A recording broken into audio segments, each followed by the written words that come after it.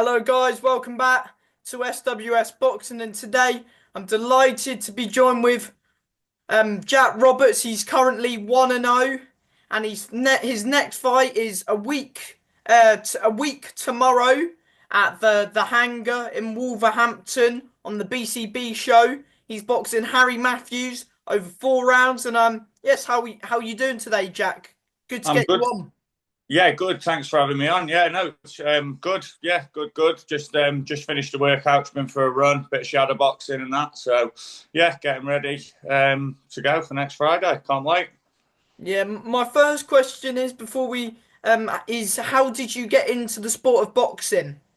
So, basically, my granddad was a professional boxer back in his younger days, and ever since I found that out as a younger kid, it was just something that always stuck with me. And then got to 10 or 11, and then joined our local amateur boxing club up in Wales, where I was living at the time in Abergele. And then, yeah, went from there, boxed for a couple of years there, never actually fought, and then kind of knocked it on the head at about 14, 15. And then when I was 18, 19, went over to Australia. I was over there for 5 years and started boxing again over there, joined an amateur boxing club, had 15 amateur bouts over in Australia. And then moved back over here 5 years ago.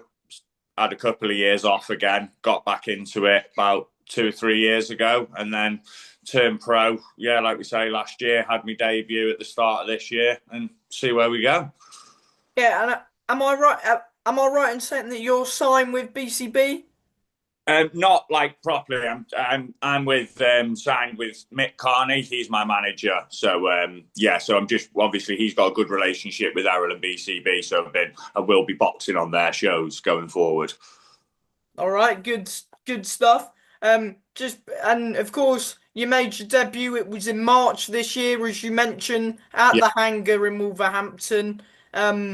Yeah, and you won your debut 40-36 against Yeah. Egder Snies. Yes. Latvian fella. Yeah, it was good to get out there. It was me actually the first time getting in the ring, amateur or professional, for just under 5 years. So it was like getting in there for the very first time again. It was quite nerve wracking. You can see watched it back a couple of times. One of my mates filmed it, and you can see the nervous energy got to me. But done what we needed to do. Got the win. Get the ball rolling. Yeah. See where see where we're at next Friday. Yeah, and is that what you wanted? Like a sort of quick turnaround, really get as many fights as you can this year. Yeah, that's definitely it. Yeah, I'm 28. I'm not getting any younger, so we need to be as busy as possible as we can be this year, and then hopefully by I don't know by the end of next year, I want to make. Wouldn't mind looking at boxing for the Welsh title because obviously I'm from Wales originally, so that'd be something cool to say a box for and win. Hopefully. Yeah. And do you train out of Wolves or do you train in Wales? No. So I live in. I'm a bit all over the shop, really. I live in a little village called Roaster in Staffordshire, and I train in Leek with Andy Keats, boxer from up that way. Um, Obviously, signed with Mick Carney and doing the stuff with BCB. So I'm going to be based around the Midlands, pretty much. Mm-hmm. And is that why you're fighting in Wolverhampton because it's near? Yeah, basically that was what the shows have been offered to get on in for BCB. It just so happened to be that both the shows that I've been going to be on have been at the same place in Wolverhampton because I know they do. They have shows all over the country. So Yeah. like the old saying, "Have gloves, we'll travel." So I don't know. We'll go anywhere and box. See what gets offered to us. Yeah, I mean they do shows Birmingham, sometimes Dudley. I see they've got one in, is it Devon that they've got Yeah, one they have. Yeah, it's soon as ironic well? that my dad lives down in Torquay, so I was half tempted to go down the week after and give it a watch, but we'll Well, see. so hopefully maybe you could fight in Torquay sooner rather than later as well. You I've seen. never know. Yeah, you never know if they keep putting shows on down there. Yeah, I'd quite happily travel down there and box. Yeah, and of course, talk about your upcoming opponent. You've got Harry Matthews. You know, he's boxed Chris Eubank Jr. I mean, that was a few years ago. Yeah, But he's been about a bit. I think he turned pro in 2008, was it? And I think this will be his like 120th bout. So yeah, he's he's very experienced. massively experienced. Yeah, which is it's what I need at this stage. Some like good experienced journeymen that know what they're in there for. Do you know what I mean? Just try and make it hard.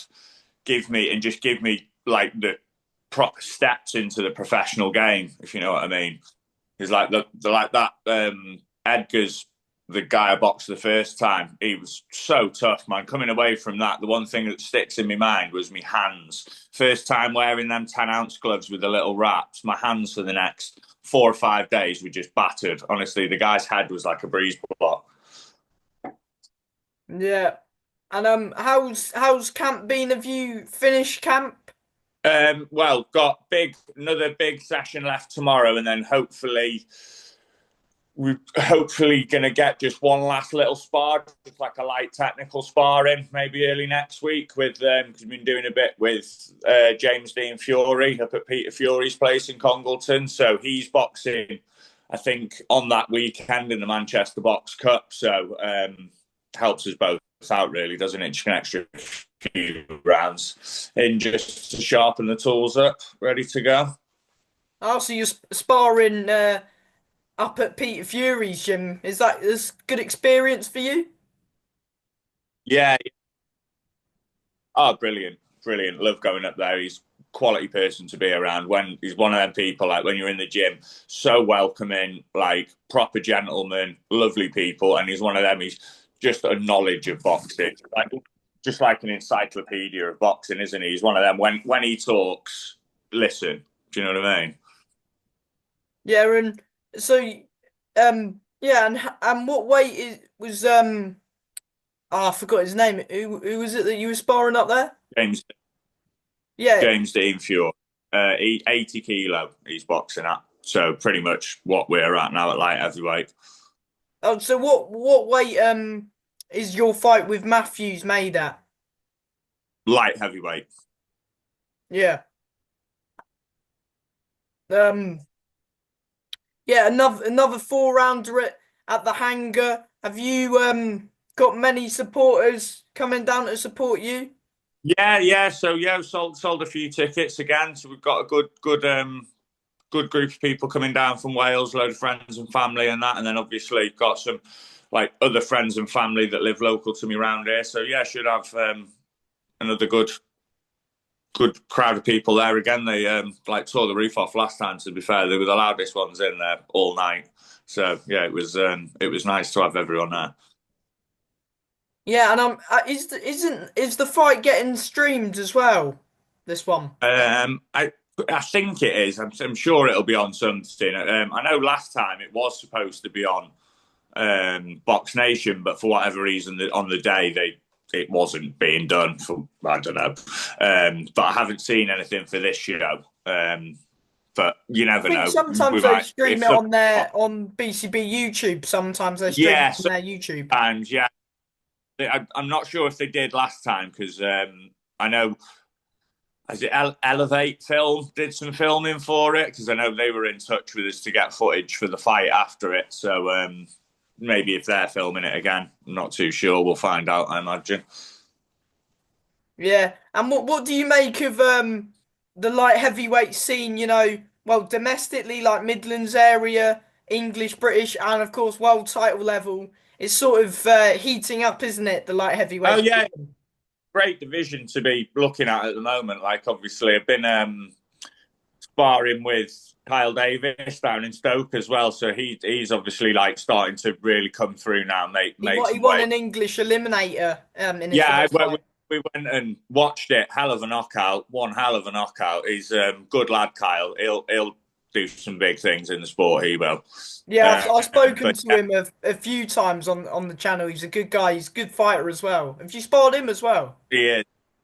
Yeah, I sparred him a few. Sparred him in the lead up to the first fight, and we've done a couple of times. Done a couple of sessions with him in this camp as well a few weeks ago. Yeah, he's good, really good rounds up there. Really good. He's a good, solid boxer. Is Kyle? Rate him highly. Yeah. Um, yeah, do you think he could be knocking on the door for a title shot as well soon? Oh yeah, definitely. He needs to be starting to look at like the domestic titles. Like I think he's past the Midlands Yeah. sort of. Because I know his last fight I think was an English title eliminator. So yeah, he can't be far off now.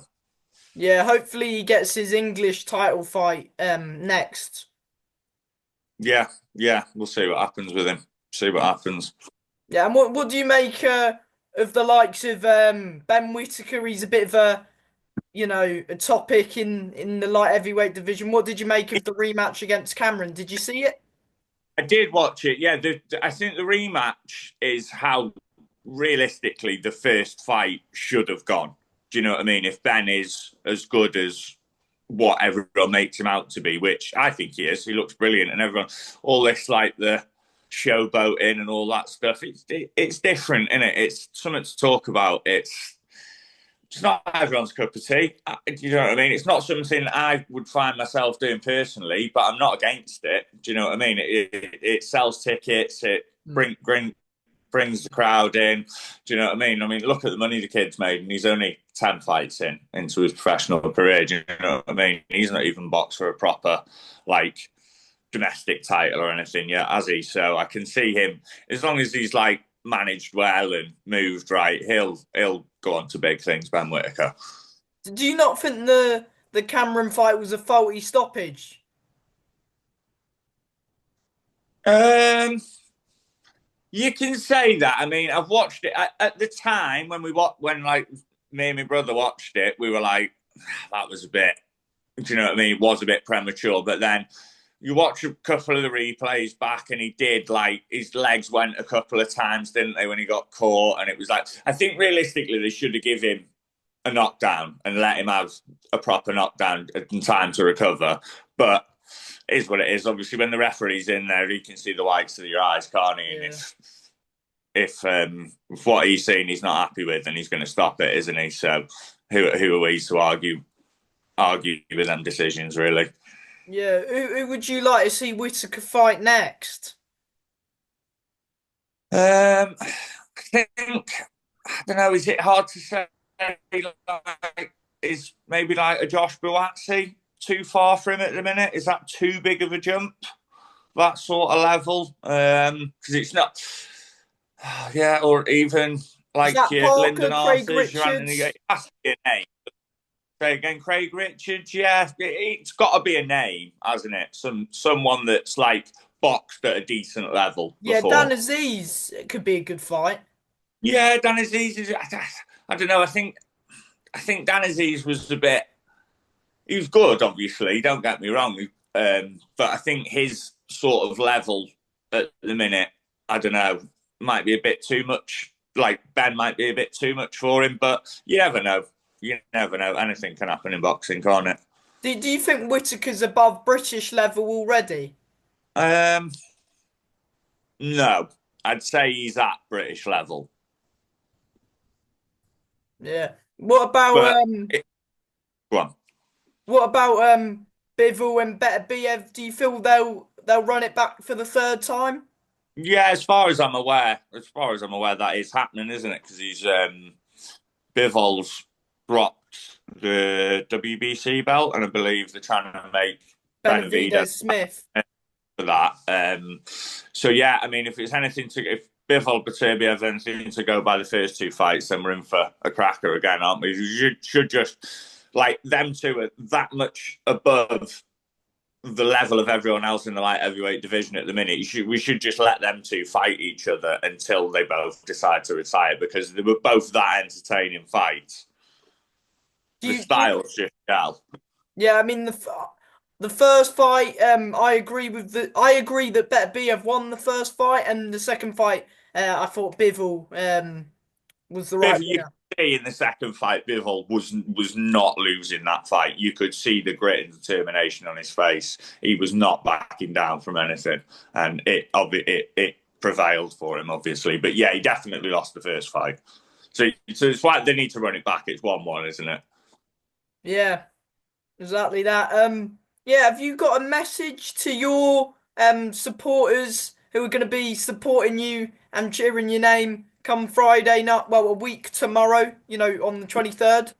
Yeah, thanks to everyone that's bought tickets, and taking the time out to come and support me. Really appreciate it, and obviously couldn't do it without everyone. So come on, get up, we're going. And yeah, last thing is I'll let you shout out whether that's your gym, anybody you want to shout out and give a thank you to. Yeah, massive shout out to me, coach Andy Keats up at Keats's Boxing Academy in Leek.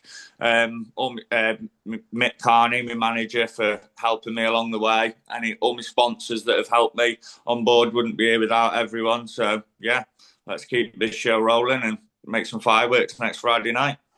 100%. And from me, a big thank. Uh, let me know if the fight's getting streamed because Yeah, I'll like to watch it. definitely. But yeah, thank you for your time today, Jack. I really appreciate it, and best of luck. Best of luck, mate. Thank you. Awesome. Thanks. Bye, Nice mate. one.